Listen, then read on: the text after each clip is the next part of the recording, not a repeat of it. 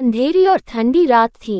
एक छोटा सा कमरा था जिसमें एक व्यक्ति बिस्तर पर अकेला लेटा हुआ था। ठंडी हवा के साथ एक अजीब सी गुनगुनाहट की आवाज कमरे के कोने से आ रही थी। व्यक्ति की आंखों में डर का गहरा एहसास था और उसकी सांसें तेज हो रही थीं। अचानक बिस्तर के पास एक लंबी काली परछाई उभरी। व्यक्ति डरते डरते चिल्लाया, तुम कौन हो? मैंने तुम्हारा क्या बिगाड़ा है? वो परछाई धीरे धीरे एक रूप लेती गई। वह एक महिला का भयानक रूप था। उसने कहा, मैं हूँ मंजुलिका। व्यक्ति डर के मारे कांपने लगा। उसने पूछा, तुम मेरे पास क्यों आए हो? मुझसे क्या चाहती हो? मंजुलिका ने बिना कुछ कहे अपनी भयानक हंसी छोड़ी और गायब हो गई। अगले दिन वह व्यक्ति डर के मारे सुबह उठते ही घर से भागा और एक साधु के पास पहुंचा। उसने रोते हुए कहा, साधु जी, कृपा मुझे बचा लीजिए।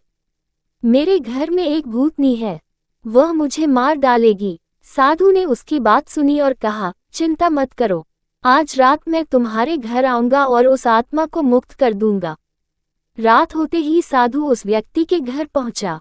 उसने अपने साथ एक यज्ञ कुंड, मंत्रों की पुस्तक और राख लाए। साधु ने यज्ञ शुरू किया और मंत्रोच्चार के साथ माहौल गूंज उठा। तभी कमरे में अचानक ठंडी हवा तेज होने लगी और मंजुलिका प्रकट हुई। साधु ने पूछा, तुम कौन हो और इस व्यक्ति के पीछे क्यों पड़ी हो? मंजुलिका की आंखों से आंसू बहने लगे।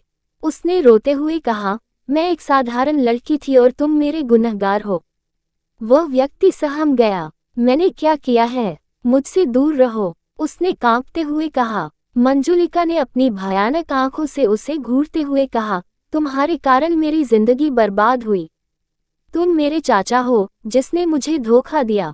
एक दिन तुम मेरे घर पर आए और तुमने बोला, ये लड़की बहुत समझदार है, इसे मेरे साथ भेज दो, मैं इसे शहर ले जाऊंगा, पाऊंगा और एक काबिल इंसान बना दूंगा। मेरे माँ बाप ने तुम पर भरोसा किया और तुमने मुझे शहर ले जाकर बेच दिया। उस दिन से मेरी जिंदगी एक कैद बन गई। जिस व्यक्ति को तुमने मुझे बेचा उसने मेरा शोषण किया।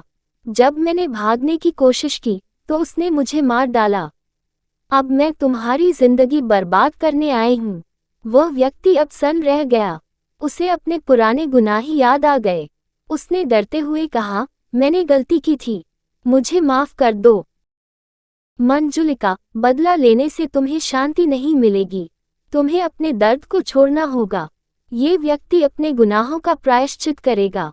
मंजुलिका कुछ पल चुप रही और फिर बोली, अगर यह सच में पश्चाताप करता है तो मैं इसे माफ कर सकती हूँ, लेकिन मैं चाहती हूँ कि यह मेरे माता पिता के पास जाए और उन्हें सच बताए।